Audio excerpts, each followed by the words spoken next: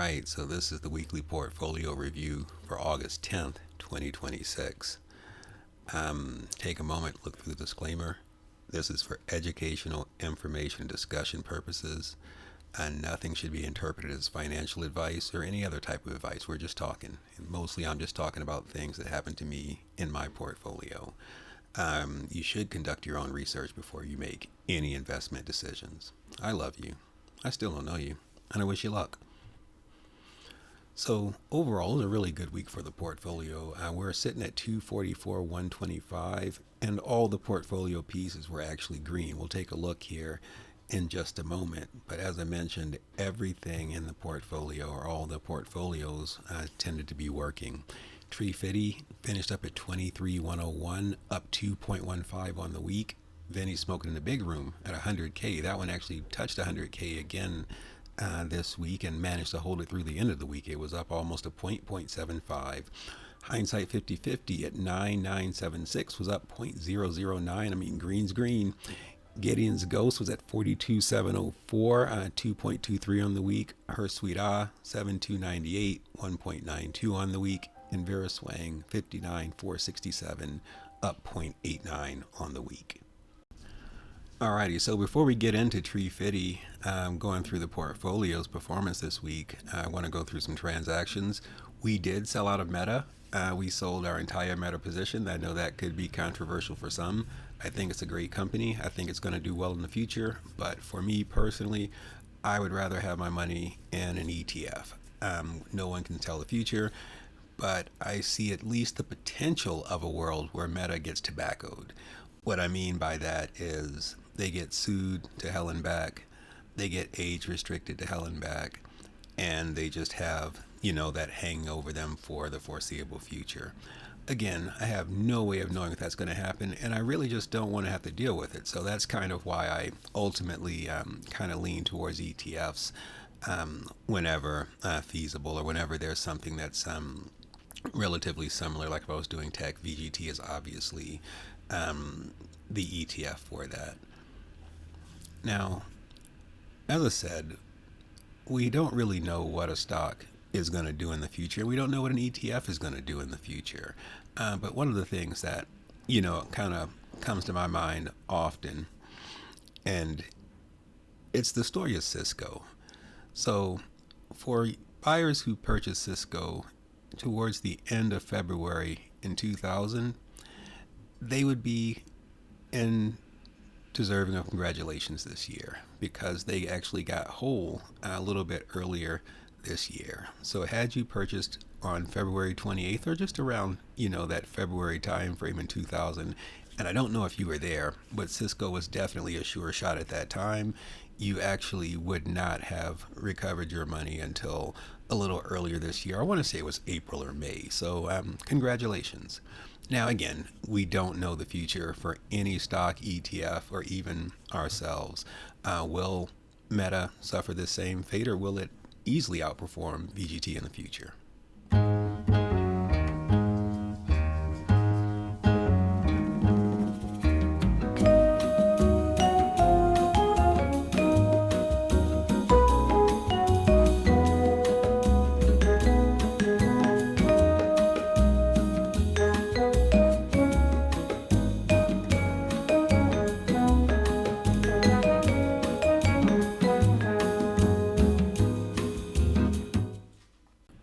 Alrighty, let's take a look at treeFiddy. It has had some changes over the week, as we just discussed. VGT is 20% of the portfolio. Second is SPMO at 18.9%. And then third is VU, followed by Google, the only single stock in this portfolio, 12%. 12.7%. 12% is SMH. About 9.3% is VTV, a new holding. 9.1% is PPA. But okay, let's take a look at the holdings here. First, we have the Vanguard Information Technology ETF, or VGT. It's trading at 122.63. It was up 0.52% on the week. After that, the Invesco S&P 500 Momentum ETF, SPMO, it was up 2.25% on the week, currently trading at 153.36. After that, we have PPA, the Invesco Aerospace and Defense ETF, up 0.31% on the week, trading at 185.03. Followed by VTV, the newest holding in the portfolio. This is the Vanguard Morningstar Value ETF. It was up 1.3% on the week. We didn't catch most of that as we bought in towards the end of the week. At any rate, it's trading at 227.66. Then we have good old VU, 715.77. It reached all-time highs earlier in the week. It was up 0.11%. This says pre-market. The VanEck Semiconductor is next, up 0.57% on the week, trading at 587.30.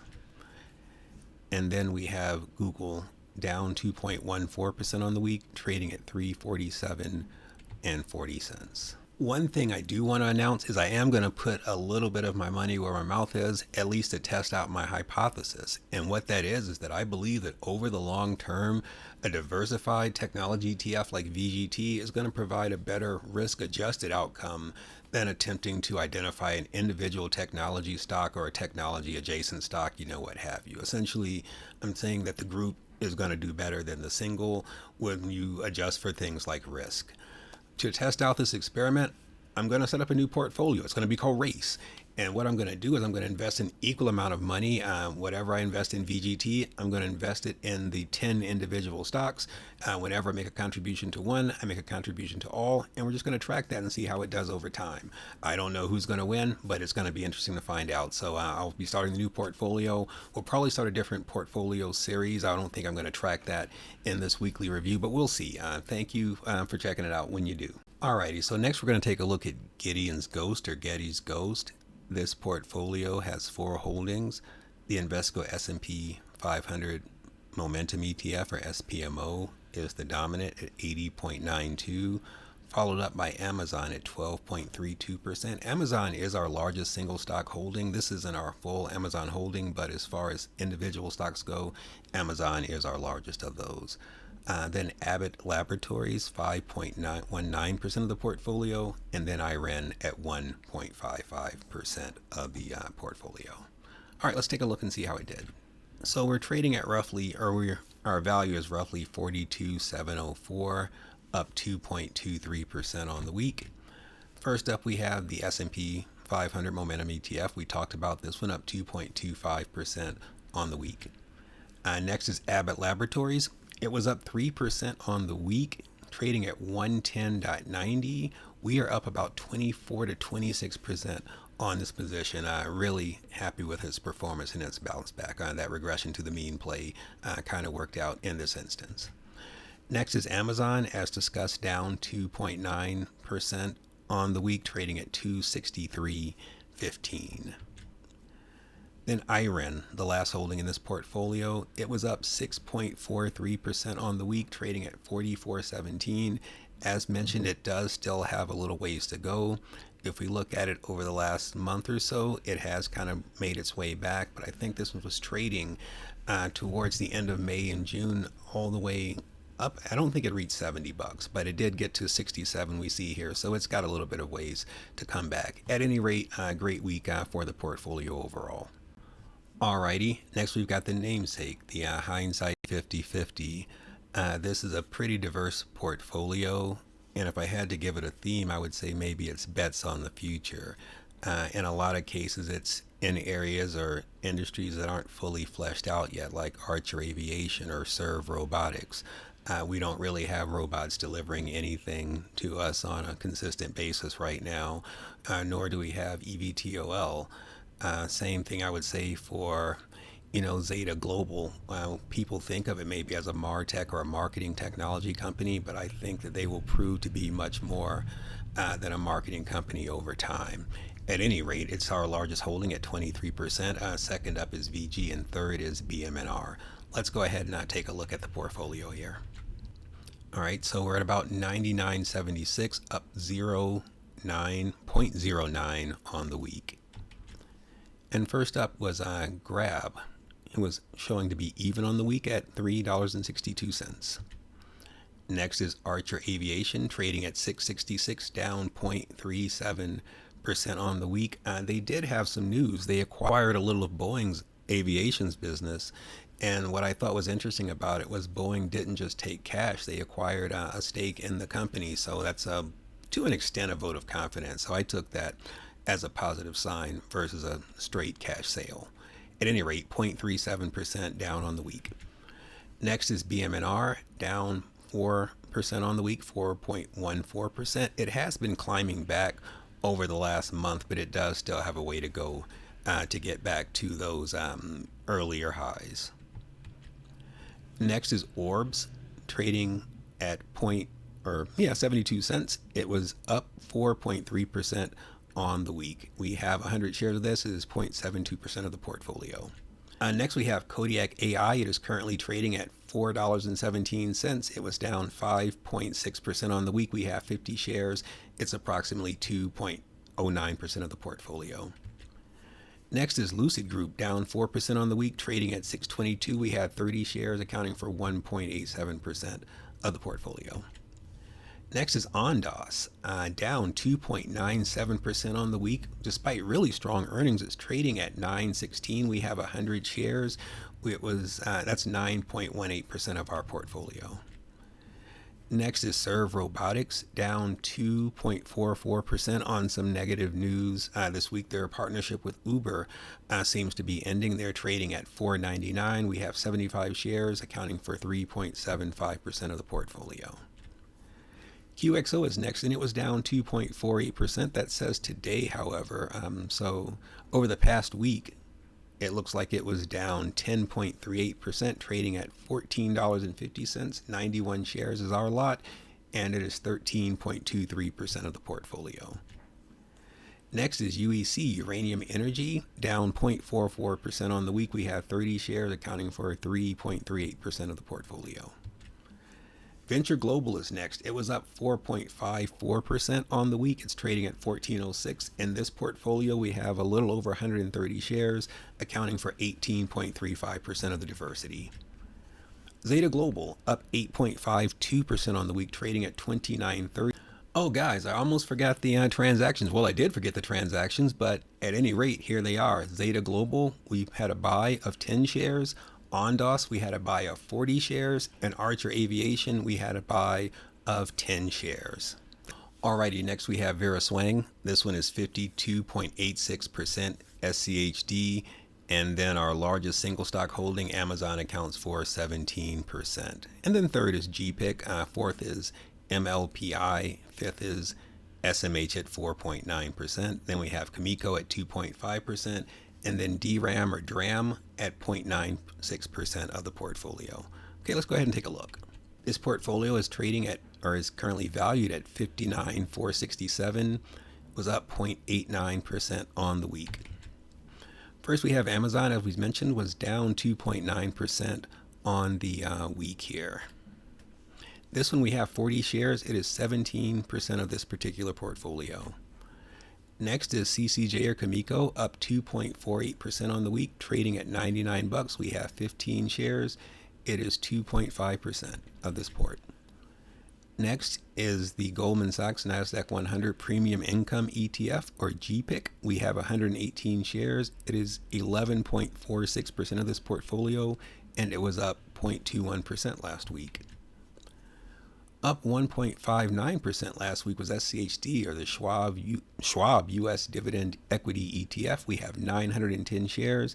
It is 52.86% of the portfolio. Next, we have SMH, or the VanEck Semiconductor ETF. It was down 1.14%, it says today. Oh, okay. It was up 0.57% over the past week, trading at $587.30. We have 5 shares. That's about 4.94% of this portfolio.